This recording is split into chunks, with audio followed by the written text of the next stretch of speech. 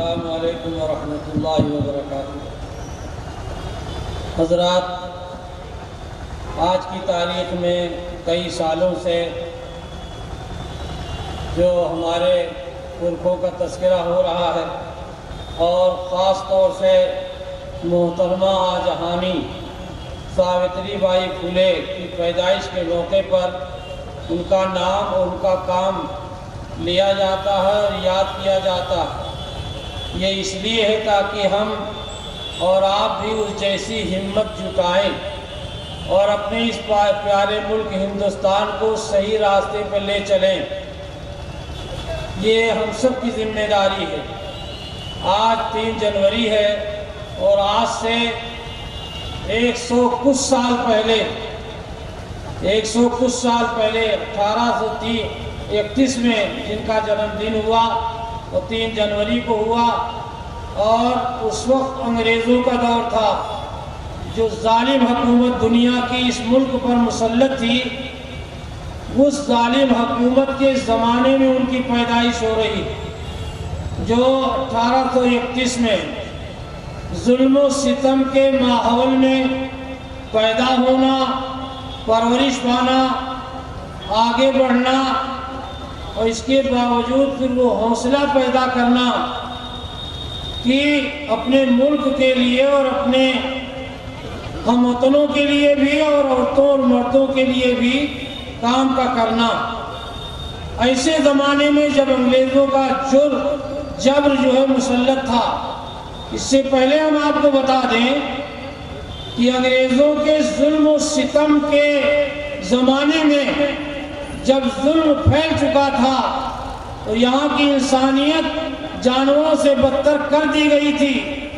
بڑے لوگ، اپنے آپ کو بڑے خاندان والا سمجھنے والے لوگ، انہوں نے بہت سارے انسانوں کو جانوروں سے بدتر مقام دے دیا تھا۔ انہوں نے اس زمانے میں جو کام کیا ہے اس کا کوئی بدل نہیں ہے۔ 10 سال کی عمر میں شادی ہوتی ہے۔ ہم لوگوں نے اپنے بچپنے میں دیکھا، گاؤں میں یہ ہریجن خاندان جو ہے وہ اپنے کندھے پر دولہے کو لے کے جاتا تھا اور شادی کرا کر کے لاتا تھا۔ اب ترقی یافتہ دور ہے، اس میں ترقی ہو چکی ہے۔ یہی حال ہمارے اس محترمہ عورت کا ہے جن کا نام ہم اور آپ ساوتری بائی پھولے کے نام سے یاد کرتے ہیں۔ 10 سال کی عمر میں ان کی شادی ہوتی ہے۔ ان کو جو شوہر ملے وہ پڑھے لکھے تھے۔ بہت غور کرنے کی بات ہے ہمیں اور آپ کو، ہمارے اسلام میں تو ماں کی گود سے اور قبر میں جانے تک کا زمانہ تعلیم کا بتلایا گیا۔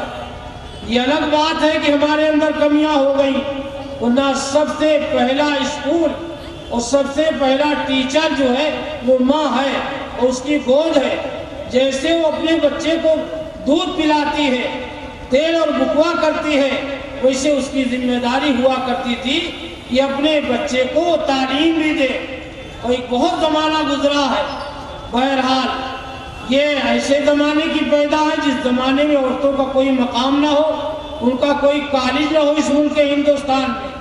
10 سال کی عمر ہے، شادی ہو رہی ہے، شوہر ایسا چہیتا ملا، ایسا ہمدرد ملا اور ایسا پیار کرنے والا ملا، اس نے اپنے ہی لیے استعمال کرنے کا ان کو گر نہیں سکھلایا، بلکہ اس عورت کو انہوں نے پڑھایا اور لکھایا، اور اتنا پڑھا دیا، انہوں نے سب سے پہلا کالج مہیلاؤں کا، عورتوں کا مہاراشٹر کی سرزمین پر انہوں نے قائم کیا۔ اس زمانے میں بہت پہلے کی بات ہے، ان ظالموں کی بات ہے۔ آج کے ظالم حکمراں بھی پڑھانا نہیں چاہ رہے ہیں۔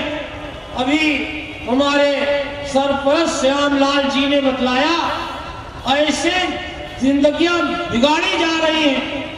ایک 5ویں تک کا اسکول ہے، اس ترقی یافتہ دور میں اور پوری دنیا میں جس ملک کا ڈنکا بج رہا ہو، یہاں کی اکثریت و قابلیت کا ایک ٹیچر دیا جا رہا ہے۔ الف 1 درجے سے لے کے 5 تک ظاہری کو کیا پڑھیں گے، وہ کیا پڑھایا جائے گا؟ جو مارشل صاحب نے کہا 8 تک پاس کر دو، 9ویں میں جائے گا کچھ آئے گا نہیں، پھر آ کر کے ضد کر کے بیٹھ جائے گا۔ یہ حالات ہیں۔ اس کے مقابلے میں آپ سوچیں ان کو، ہمارے ساوتری بائی پھلے کی ہمت کو دیکھیں، شوہر بھی ہے، استاد بھی ہے، اور اس لائق بنایا انہوں نے مہاراشٹر میں پہلا کالج کھولا، اور ظاہر ہے کہ کھولا بھی اور پڑھایا بھی۔ جس وقت وہ اپنے گھر سے نکلتی تھی، ہوڈنگ ہوتی تھی، کیچڑ ڈالے جاتے تھے، انہیں دھمکایا جاتا تھا، لیکن ان کے حوصلوں میں کوئی کمی نہیں آئی۔ وہ اپنے جھولے اور تھیلے میں ایک الگ سے ساڑی رکھ کر کے جاتی تھی، جو کیچڑ ان کے اوپر پڑا رہتا تھا، جو ان کا کپڑا گندا ہو جایا کرتا تھا، اس کو جا کر کے وہاں بدلتی تھی اور پھر اپنے کالج کے بچوں کو پڑھاتی تھی۔ ایک ہی کالج نہیں قائم کیا، 18 کالج قائم کیے۔ آج کی دنیا میں کوئی مالدار، کوئی بڑا 18 کالج قائم کرتے تو اس کا نام ہوتا۔ اس زمانے میں اسباب نہیں تھے، انتظام نہیں تھا، انگریزوں کا ظلم چل رہا تھا، پھر پچھڑوں کے ساتھ یہ مالی برادری سے ان کا تعلق تھا۔ ان کے شوہر کا بھی اسی مالی تھا۔ مالی کا کام آپ جانتے ہیں، وہ پھول اور پودے لگاتا ہے، اور پھر جب شاخیں بڑی ہو جاتی اس کو کاٹتا ہے، اس کو خوبصورت بناتا ہے، کھاد دیتا ہے، پان دیتا ہے۔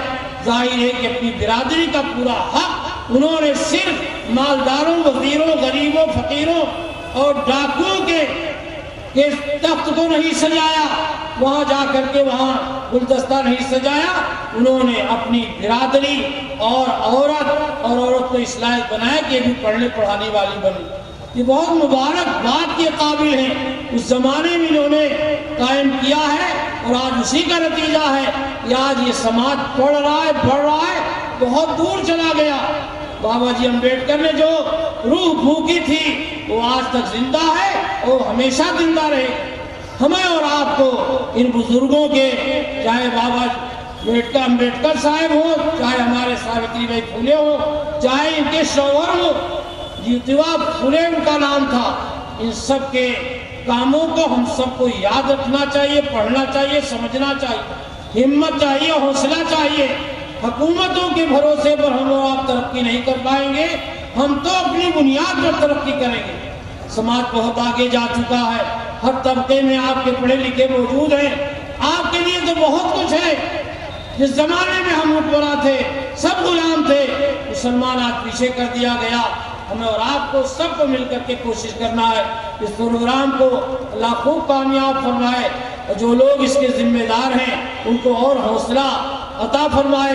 اس زمانے میں ابھی ہم پڑھ رہے تھے اپنے دین کی بات مذہب کی، جو شخص اس لائق ہو کہ کسی غریب محتاج پریشان کو حکومت تک پہنچا دے، اس کا کام کرا دے، ہمارے یہاں اس کا بڑا مرتبہ ہے، اور ہر سماج میں اس کا بڑا مرتبہ ہے۔